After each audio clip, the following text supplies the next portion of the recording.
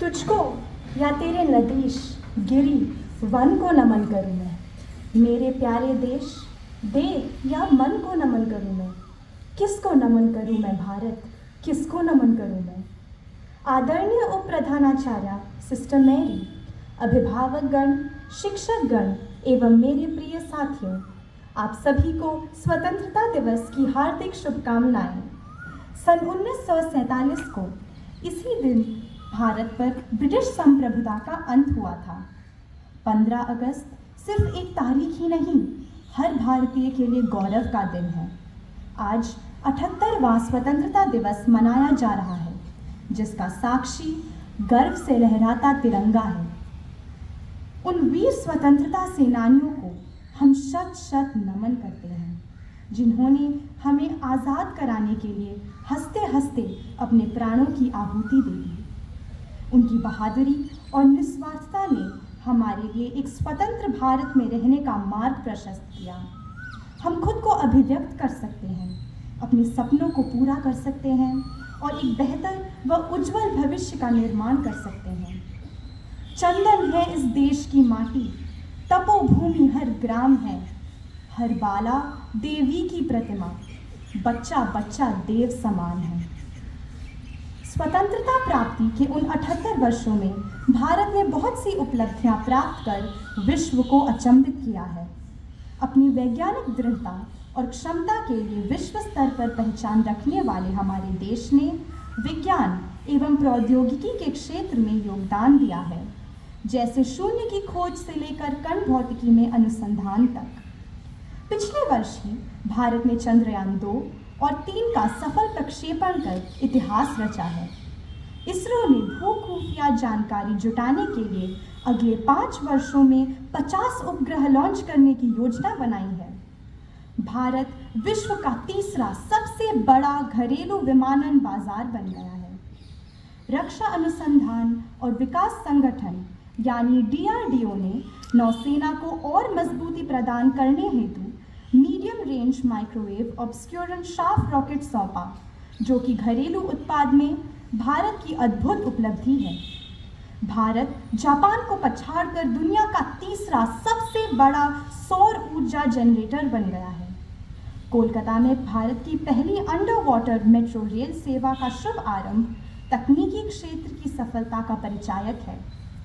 विज्ञान की तरह खेलों के क्षेत्र में भी खिलाड़ियों ने देश को गर्व महसूस करने के बेमिसाल पल दिए हैं। एक ओर भारतीय cricket team T20 world cup की विजेता बनी, तो दूसरी ओर ओलंपिक खेलों में खिलाड़ियों ने पदक अपने नाम कर भारत की प्रतिष्ठा बढ़ाई है। भारतीय हॉकी टीम कांस्य पदक, नीरज चोपड़ा ने रजत पदक, मन्नू भाकर ने 2 कांस्य पदक, सरबजोत सिंह कांस्य पदक, स्वप्निल कुसाले व अमान सहरावर ने कांस्य पदक प्राप्त कर भारत को गौरवान्वित किया है। लक्ष्य सेन तथा विनेश फोगट ने भी भारत की शान को बढ़ाया है। क्रिकेट की तरह ही अन्य खेलों को सम्मान देकर ही भारत इस क्षेत्र में इतिहास रच सकता है। 2024 में असम के चराईदेव मैदान को विश्व धरोहर स्थल के रूप में मान्यता मिली है। भारतीय आम चुनाव 2024 देश के इतिहास में अब तक का सबसे बड़ा चुनाव रहा है। यह पूरे 44 दिन तक चला। उपलब्धियों के साथ साथ देश ने कुछ निराश व दुख कर देने वाले पलों व घटनाओं का सामना भी किया है। हाथरस में भगदड़ की घटना में 107 लोगों की मृत्यु दुर्भाग्यपूर्ण थी। देश में एक ही साल में हुए 3 बड़े रेल हादसे हुए, जिनमें 300 से ज़्यादा लोगों ने जान गंवा दी। यह अत्यंत ही कष्ट देने वाली बात है। जहां एक ओर किसान वर्षा की बूंदें देखकर झूम उठता है, वहीं वर्षा व अकूति जब अपना रौद्र रूप दिखाती है तो वायनाड, हिमाचल व उत्तराखंड जैसे राज्यों में गांव के गांव उजड़ जाते हैं। हमारी संवेदनाएं पीड़ित परिवारों के साथ है। ऐसे बुरे दौर में हमें स्वार्थ भूल पीड़ितों की मदद व स्थान के लिए कार्य करना होगा। इस वर्ष हमने अनिवृत्त संगीतकार राशिद खान, रामोजी फिल्म सिटी के संस्थापक रामोजी राव, राजनीतिज्ञ सुशील कुमार मोदी, भरतनाट्यम की प्रसिद्ध नृत्यांगना यामिनी कृष्णमूर्ति, प्लेबैक सिंगर भवतारिणी, प्रसिद्ध गज़ल गायक पंकज उधास, रेडियो अनाउंसर अमीन सयानी जैसे दिग्गजों को खोया है, जो अपूरणीय क्षति है।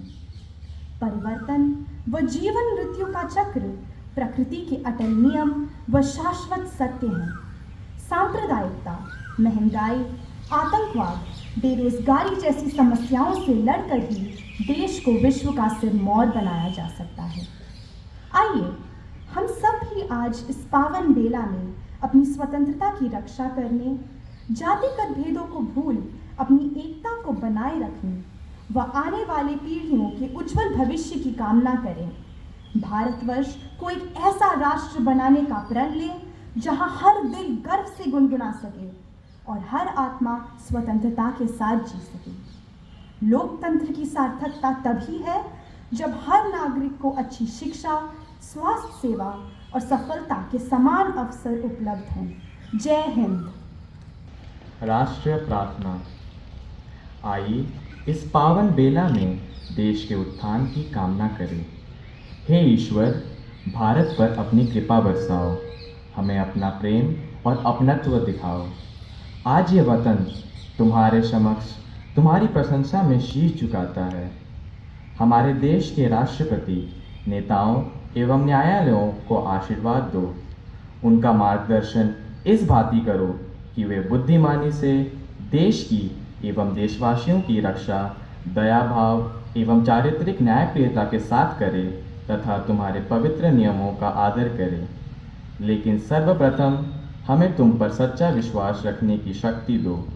हमारे हृदयों को अपने ईश्वरीय प्रेम की ज्योति से प्रकाशित करो, ताकि हम यह ज्योति अपने उन भाइयों के दिलों में जगा सके जो तुम में विश्वास नहीं रखते, जिन्होंने तुमसे प्रेम करना नहीं सीखा। अंततः हमें इस देश के प्रति ऐसे भक्ति भावों से प्रभावित करो कि देश के प्रत्येक नागरिक इसे भेदभाव, आपसी हिंसा, राजनीतिक पतन एवं भ्रष्टाचार की जंजीरों से मुक्त कराने के लिए निसंकोच, निस्वार्थ योगदान दे और इस सोने की चिड़िया को वापस उस स्थान पर पहुंचा दे जहां यह पहले था। हे ईश्वर, हमारे देश पर अपनी कृपा बरसाओ और इसे अंतहीन विजय एवं प्रतिष्ठा की ओर प्रोत्साहित करो। आमीन। राष्ट्र प्रतिज्ञा।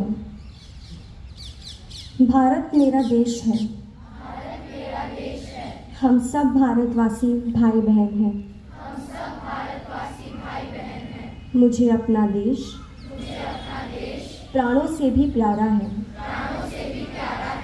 इसकी समृद्धि और विविध संस्कृति पर मुझे गर्व है। हम इसके सुयोग्य अधिकारी बनने का सदा प्रयत्न करते रहेंगे। मैं अपने माता पिता, शिक्षकों एवं गुरुजनों का सदा आदर करूंगी और सबके साथ शिष्टता का व्यवहार करूंगी।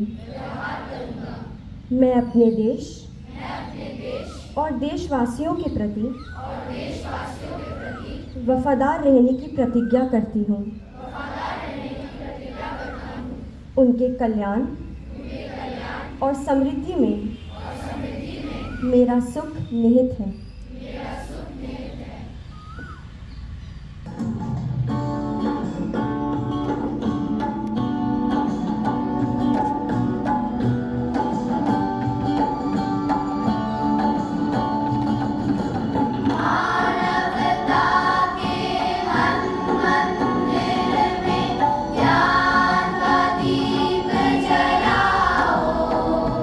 करुणा निधान भगवान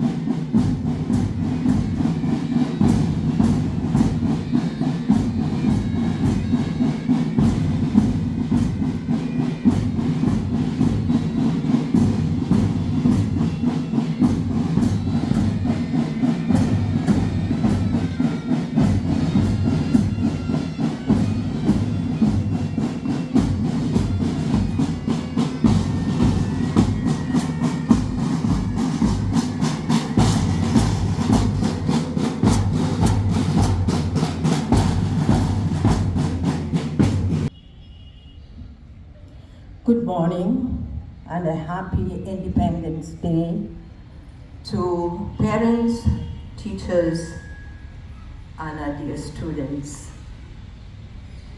We have just heard a beautiful speech read out by our school president.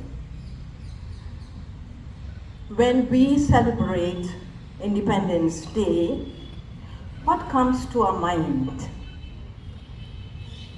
Perhaps we are waiting to have a holiday, and we want to be free and we want to do what we like. So that is the idea we get. Once, Tagore prayed for his country and he said, "Where the mind is without fear, where the mind is without fear and the head is held high, into that heaven of freedom, O my Father, let my country awake." So here we can understand we are hearing a lot of things. We learn in our school a lot of things about freedom, freedom given by our country.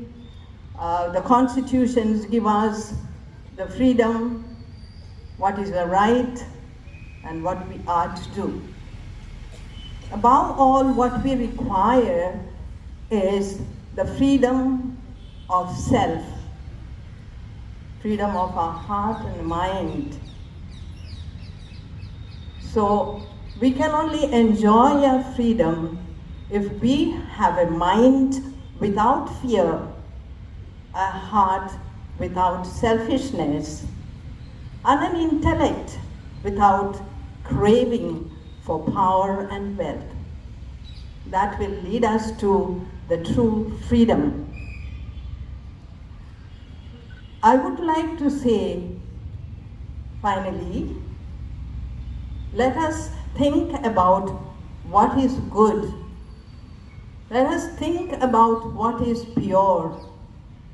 Let us think about what is holy. Let us think about what is noble. That will lead us to true freedom.